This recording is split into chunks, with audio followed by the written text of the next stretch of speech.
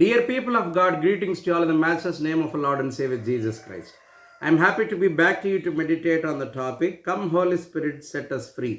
పరిశుద్ధాత్మ రమ్ము మమ్మను విమోచించము అనే అంశం గురించి దినం ధ్యానం చేస్తాం, ప్రార్థన చేస్తాం. మా దేవ వాక్య ధ్యానంలో నీ కృపమాకు చెప్పి నీవే మా అందరితో మాట్లాడమని యేసునామమున వేడుకొనుచున్నాం తండ్రి. ఆమేన్. దేవుని యందు ప్రియమైన వారలారా, పరిశుద్ధాత్మ పండుగ, పెంతెకోస్తు పండుగ దినాన ధ్యానం చేయదగిన అంశం ఇది. పెంతెకోస్తు పండుగ దినాన శిష్యులందరూ కూడి ఉండగా జరిగిన సంఘటనల గురించి అందరము ఎన్నో సంవత్సరాలుగా ధ్యానం చేస్తూనే ఉన్నాం. ఆత్మ నరుల మీదకి వచ్చినప్పుడు ఏం సంభవిస్తుంది అన్నది ఇప్పుడు మనం చూస్తున్నటువంటి చాలా సంగతులకు భిన్నమైన సంగతులు పరిశుద్ధ గ్రంథంలో రాయబడి ఉన్నాయి. ఇప్పుడు ఆత్మ ఫలానా వారి మీద ఉంది అనడానికి చాలా సూచనలు మనం చూస్తున్నాం. ఫలానా వాళ్ళు ఏం యాక్ట్ చేస్తే, ఎట్లా ప్రవర్తిస్తే వీళ్ళకు దేవుని ఆత్మ ఉంది అని మనం అనుకుంటున్నాం. అంటే it has been created in such a way that we believe that Holy Spirit does something.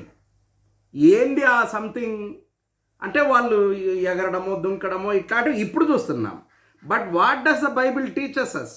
మనకు బైబిల్ గ్రంథంలో ఆత్మ నరుల మీద ఉన్నప్పుడు ఏం సంభవిస్తుంది అని అనడానికి చాలా గొప్ప తాత్పర్యాలు, చాలా గొప్ప ఉదాహరణలు, సంఘటనలు, సందర్భాలు మనకు పరిశుద్ధ గ్రంథంలో కనబడతాయి. యెషయా గ్రంథం 61వ అధ్యాయంలో మొదటి వచనంలోనే ప్రవక్త రాసిన మాటలు మనకు ఆత్మ నరుల మీద ఉన్నప్పుడు ఎంత గొప్ప పనులు జరగవచ్చు, జరిగే అవకాశాలు ఉంటాయి అన్న సంగతి ఆయన రాసినాడు. ఆత్మ నా మీద ఉన్నది, దేవుని ఆత్మ నా మీదకి వచ్చి ఉన్నది, దీనులకు సువార్త ప్రకటించుటకు యెహోవా నన్ను అభిషేకించి ఉన్నాడు. దీనులకు ఏం సువార్త ప్రకటించాలా? బీదలకు ఏం సువార్త ప్రకటించాలా? ఏమిటిది బీదలకు సువార్త? యేసుక్రీస్తు ప్రభుల వారు మీకు రక్షకుడు అని వారికి చెప్తే వారికి సువార్తనా? బీదలకు వారికి ఏది సువార్త అవుతుంది? ఏది వారికి శుభవార్త? What is the good news to poor people? నీకు 10,000 రూపాయలు పైసలు ఇస్తున్నానో, లేదో నీ బీదరికం పోయేటట్లు నీకు ఆర్థిక వనరు కల్పిస్తున్నామని చెప్పటమో, లేదంటే ఇంక మీద మీకు ఆకలి బాధ ఉండకుండా ఉంటుంది, మీకు సమృద్ధి కలుగుతుంది అని చెప్పడమో అది వారికి సువార్త. నువ్వు వారి యేసుక్రీస్తు నీకు రక్షకుడు, నిన్ను కాపాడుతాడని చెప్పడం వాళ్ళకి సువార్త కాదు. అందుకనే ప్రవక్త he is very very practically speaking here. బీదలకు సువార్త ప్రకటించడానికి, తర్వాత నలిగిన హృదయం గల వారిని దృఢపరచడానికి, చెరలో ఉన్న వారికి విడుదలను ప్రకటించడానికి, బంధింపబడిన వారిని విమోచించడానికి ఇన్ని జరగాల. దేవుని ఆత్మ నరుల మీద ఉన్నప్పుడు ఇవన్నీ సంభవించాలా. ఇప్పుడు ఏం సంభవిస్తుంది అని అంటే ఎగరడము, దుంకడము, ఏంటో అరసడము ఇప్పుడు సంభవిస్తుంది. యూసీ మనము చాలా తమాషాగా దాన్ని ఒక విపరీత అర్థం చేసుకుంటున్నాం. ఆత్మ నరుల మీద ఉన్నప్పుడు ఈ ప్రవక్త చెప్పిన బృహత్తరమైన సంగతులు ఇవి. నేను వారికి విడుదల, వారిని బంధింపబడిన వారికి విడుదల, విమోచన, సంరక్షణ మన అంశం అదే. ఈరోజు పరిశుద్ధాత్మ రమ్ము మమ్మను విమోచించము, set us free from what? మీరు అనుభవించే బంధకాలు, అనారోగ్య పరిస్థితులు, శ్రమలు, కష్టాలు, బంధింపబడిన పరిస్థితులు, వీటన్నిటి నుండి విడుదల ప్రకటించగలగాల. ఆత్మ నా మీద ఉంది అని ఎవరైనా చెప్పుకుంటే, ప్రవక్త చెప్తున్నాడు, దేవుని ఆత్మ నా మీదకి వచ్చి ఉంది, నేను బీదలకు సువార్త ప్రకటించడానికి, దీనులకు సువార్త ప్రకటించడానికి ప్రభు నన్ను అభిషేకించినాడు. చెరలో ఉన్న వారికి విడుదలను నేను ప్రకటిస్తాను.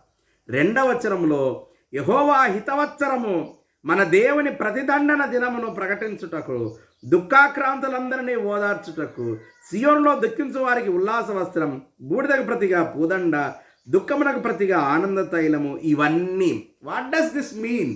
మనుషులకు క్షేమాన్ని కలగజేసేది దేవుని ఆత్మ. ఇప్పుడు ఇంకొంచెం సేపు ఆగి మనము what is it we will discuss. దేవుని ఆత్మ నరుల మీదకి వచ్చినప్పుడు నరులకు క్షేమాన్ని కలగజేస్తుంది.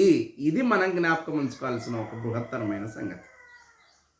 ఎప్పుడైతే దేవుని ఆత్మ నరుల మీదకి దిగి వస్తాదో అప్పుడు నరులకు క్షేమం కలగాల. ఆ క్షేమాన్ని ప్రకటిస్తున్నాడు ప్రవక్త. దేవుని ఆత్మ నా మీదకి వచ్చింది, నేను వీరందరికీ సువార్త, the good news for different sects of people, రకరకాల ప్రజలకు విభిన్నమైన పాత్రలు ఇక్కడ మనకు కనపడతాయి. మొదటి వచనంలోనే విభిన్నమైన పరిస్థితులను అనుభవించే జనులు, వారందరికీ వారికి తగిన సువార్త నేను ప్రకటించడానికి దేవుడు నన్ను అభిషేకించినాడు. ఇప్పుడు యేసుక్రీస్తు ప్రభుల వారు పరిశుద్ధ లూకా సువార్త 4వ అధ్యాయం 16వ వచనంలో యేసుక్రీస్తు ప్రభులు తన వాడుక చొప్పున సమాజ మందిరంలోకి పోయి ఆయన గ్రంథం ఆయన చేతికి, అయ్యో వచ్చినాడు మనవాడు, మన బంధుజనము వచ్చినాడు, బైబిల్ చదవనిస్తాము, వాక్యం చదివే అవకాశం ఇద్దాము అని. మనకు కూడా అట్లాంటి అలవాటు చాలామందికి ఉంటుంది. పండగలకు పబ్బాలకు మనం ఊర్లకు పోతే మనం బైబిల్ చదవాల, చర్చలు అందరి ముందు నిలబడి అని ఆశిస్తాం. So that people will look at us. అది మనం ఏ ఆలోచన ఉన్నా కూడా చాలామందికి ఉన్న అలవాటు అది. ప్రస్తుతం కూడా మనం చేసే పని అది. ఎప్పుడన్నా ఊర్లకు పోతే మా వారికి బైబిల్ పాఠం ఇవ్వండి అని మనం అడుగుతాం. Like wise Jesus was given the scripture, the book of scripture, he was reading it. ఆ అదృష్టవశాత్తు లేదో జనులకు తెలియజేయటం కోసమే ఈ లేఖన భాగం కనబడింది ఆయనకు. చదివి కూర్చుని ఇప్పుడు నేడు మీరు విన్న ఇదంతా విన్నారు కదా, ఇదంతా నెరవేరింది అని అన్నాడు ఆయన. He has declared that it has happened. జరిగింది ఇది, నెరవేరింది ఇది. ప్రజలు ఆశ్చర్యపోయినారు. Now let us see, what is the intention of Jesus Christ saying that this has come true? He has declared once for all. ఏమి అర్థం చేసుకుంటున్నాం మనము, ఏం అర్థం చేసుకోవాలా? ఇప్పుడు అదే దేవుని ఆత్మ క్రీస్తు ప్రభుల వారి మీద ఉంది. ఈ లేఖన భాగంలో చెప్పబడినవన్నీ నెరవేరినాయి అని చెప్తున్నాడంటే ఆయన వాటిని చేస్తున్నాడని అర్థం. ఆత్మ పావురము వలె ఆయన మీదకి దిగి వచ్చి, ఈయన నా ప్రియ కుమారుడు, ఇతని యందు నేను ఆనందించుచున్నానని ప్రకటించటం మనం చూసినప్పుడు దేవుని ఆత్మ క్రీస్తు ప్రభుల వారి మీద కూడా నిలిచింది ఆయన బాప్తిస్మ సందర్భంలో. ఇప్పుడు క్రీస్తు ప్రభుల వారి మీద దేవుని ఆత్మ నిలిచినప్పుడు క్రీస్తు ప్రభుల వారు ఏం చేసినారు? ఆయన పరిచర్య 3.5 సంవత్సరాల ఆయన పరిచర్య కాలంలో what did he do is he has did this. ఈ లేఖనాలలో చెప్పబడినవి ఇవన్నీ చేశాడు. బీదలకు సువార్త ప్రకటించినాడు, ఆకలి కొని వానికి అన్నం పెట్టినాడు, రోగులను స్వస్థపరిచినాడు, కాపరి లేని గొర్రెల్లాగా ఉన్నారని అంటే గైడెన్స్ లేని ప్రజలందరినీ కూర్చోబెట్టి వాళ్ళని గైడ్ చేసినాడు. మీరు ఇట్లా చేయండి, ఇట్లా మాట్లాడండి, ఇట్లా పోండి, ఇది చేయాలా, ఇది తినాలా, ఇది తాగాల, మిగిలిన వారితో ఇట్లుండాలని వాళ్ళకు he start all these things. You see? And in the case of Jesus Christ, this scripture portion has come true.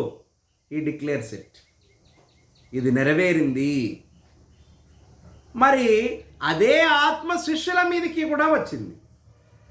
అపోస్తల కార్యముల గ్రంథము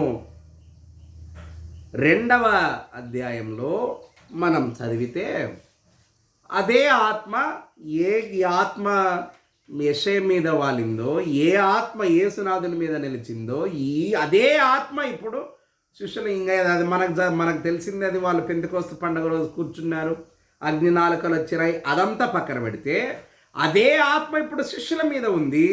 ఇప్పుడు వీళ్ళు ఏం చేస్తున్నారు అని అంటే, అప్పటికే జనం ఎక్కడెక్కడ నుండో వచ్చినారు. వారందరూ యూదులే, భక్తిగల యూదులు, ఎక్కడెక్కడో సెటిల్ అయినారు. ఇప్పుడు వాళ్ళకి ఈ అరమేయ భాష రాదు. వాళ్ళు వాళ్ళ ప్రాంతాల్లో ఉన్నటువంటి భాషలకు అలవాటు పడిపోయినారు. ఈ భాష వాళ్ళకు రాదు. శిష్యులు మాట్లాడిన ఈ అరమేయ భాష వాళ్ళకు రాదు. అందరూ వచ్చినారు ఆడికి. ఇప్పుడు వాళ్ళందరికీ యేసుక్రీస్తు ప్రభుల వారి సువార్త చెప్పాలంటే వీళ్ళు చదువురాని, విద్య లేని పామరులు, చేపలు పట్టుకునేటోళ్ళు, గనులు, గొప్పవారు, విద్యావంతులు కాదు. ఎట్లా చెప్పాలా? ఇప్పుడు మనం చదువుకుంటున్నాము, 4-5 భాషలు నేర్చుకుంటున్నాం. తెలుగు, హిందీ, ఇంగ్లీషు, తమిళ్, కన్నడ నేర్చుకుంటున్నాం. వీళ్ళకు రాదు. వీళ్ళ పని ఏమి అనంటే సువార్త ప్రకటించే పని. వారి మీద దేవుని ఆత్మ నిలిచినప్పుడు సందర్భ సహితమైన ఉపయోగము సంభవించింది. ఏం సందర్భము వాడారంటే వాళ్ళందరూ ఎవరెవరో ఏ భాషలు మాట్లాడే వాళ్ళందరూ ఉన్నారు. వాళ్ళకి ఇప్పుడు క్రీస్తు ప్రభుల వారిని గురించిన సువార్త చెప్పాలా.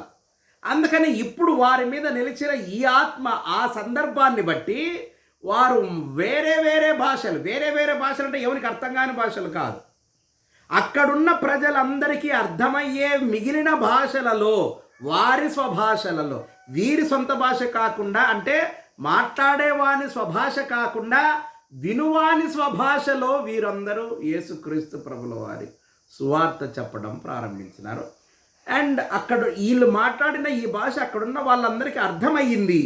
అర్థమై వాళ్ళు ఏమనుకుంటున్నారు, వరే వీళ్ళు మన ఎక్కడెక్కడో మనం ఉండి అక్కడ నేర్చుకున్న భాష వీళ్ళు ఎట్లా మాట్లాడుతున్నారు, వీళ్ళంతా యూదులు కదా, అరమే భాష మాట్లాడేటోళ్ళు కదా, వీళ్ళకి మన భాష ఎట్లా తెలుసు, మనం ఎక్కడి నుండో వచ్చినాము, అక్కడ మనం మాట్లాడే భాషలో వీళ్ళు మనకు యేసు స్వామి సంగతి చెప్తున్నారే, ఇది ఎట్లా సంభవమైంది అని కొందరు ఆశ్చర్యపడితే, ఇంకొంతమంది వీళ్ళు కొత్త మద్యం ఏదో సేవించడానికి దిక్కు తెలకుండా మాట్లాడుతున్నారని అనుకుంటున్నారు. ఆత్మ సందర్భ సహితంగా మనుష్యుల ఉపయోగార్థం పనిచేస్తుంది. At present what is happening, ఇప్పుడు అట్ ప్రజెంట్ ఆత్మ వాళ్ళ మీద ఉంది అని ఎవరన్నా చూసి మనం చెప్పగలుగుతున్నామంటే వాళ్ళు ఇంకా గట్టిగా అరిసి ఏంటంటే ఫిట్స్ వచ్చిన మాదిరి అరిసి కింద పడి వాళ్ళ ఒళ్ళు మీద బట్టలు ఉన్నాయో లేదో కూడా తెలియనంతగా కింద పడి దొరికి కొట్టుకొని ఏందేందో అరిసి అట్లా టోలం చూసే వాళ్ళు ఏమంటున్నారు, అబ్బో వాళ్ళ మీద ఆత్మ ఉంది, ఎవడు చెప్పినాడో ఆత్మ మిమ్మల్ని అట్లా అనిపిస్తుందని. మీరు ఎక్కడన్నా చదివినారా? పోనీ శిష్యుల మీద ఈ ఆత్మ వాడినప్పుడు అట్లా కింద పడి గిలగిల కొట్టుకున్నారా వారు? లేదు. You are giving a new perspective for Holy Spirit. Who are you to decide what is Holy Spirit? నీకెవరు అధికారం ఇచ్చినారు? లేఖనం ఏం చెప్పిందో, లేఖనాలలో ఏం జరిగింది మనం చదువుతున్నామో అది మైండ్లో పెట్టుకోవాలి. నువ్వు ఇంకొక కొత్త తాత్పర్యం ఇస్తున్నావు. నీవు కొత్త తాత్పర్యాన్ని ఇవ్వటం వలన అన్యజనులు మనలను చూసి ఎగతాళి చేసే ఒక పరిస్థితులను క్రియేట్ చేస్తున్నావు.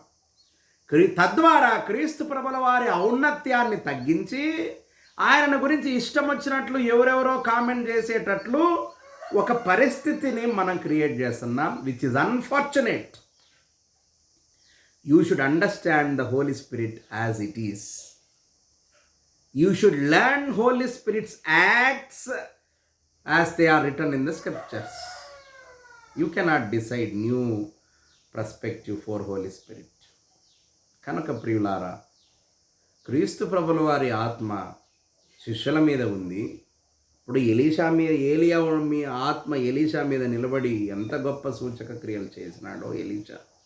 యేసునాథుడు ఆశీర్వదించి ఇచ్చిన ఆత్మ శిష్యుల మీద నిలబడి వారికి శక్తినిచ్చి ఆయా ప్రాంతాలకు పోయి వారు క్రీస్తు ప్రభుల వారి సువార్తను ప్రకటించి ఇప్పుడు ప్రపంచమందంతటా యేసునాథుని పేరట సంఘాలు వెలిసి మనమందరం క్రీస్తునాథుని ఆరాధిస్తున్నాము అని అంటే, నాడు వారు ఆత్మశక్తి నుండి వారు చావుకు సైతం సంసిద్ధులై క్రీస్తుకు సాక్షులు. What is our responsibility as Christians of today? It is we who should carry on the legacy of Christ. క్రీస్తు సంఘ యొక్క ఖ్యాతిని మనం ప్రకటించి క్రీస్తుకు సాక్షులమై మెలుగునట్లు పరిశుద్ధాత్మ దేవుడు ఇప్పుడు సదాకాలం మన అనుగ్రహించుగాక. ఆమెను ప్రార్థన చేస్తాం. మా దేవ, వాక్యం కొరకు స్తోత్రం. విరిన ప్రతి బిడ్డను ఆశీర్వదించండి. అనారోగ్యంతో బాధపడే వారికి ఆరోగ్యం అనుగ్రహించి క్షేమాన్ని దయచేయమని మరలా మేము వాక్యం ధ్యానించే వరకు నీ దీవెన వాక్యం అనేస్తున్నామని వేడుకొనిచున్నాము తండ్రి. ఆమెను తండ్రి, కుమారుడు, పరిశుద్ధాత్మడు త్రియేక దేవుని ఇప్పుడు సదాకాలం మీకు తోడైండుగాక. ఆమె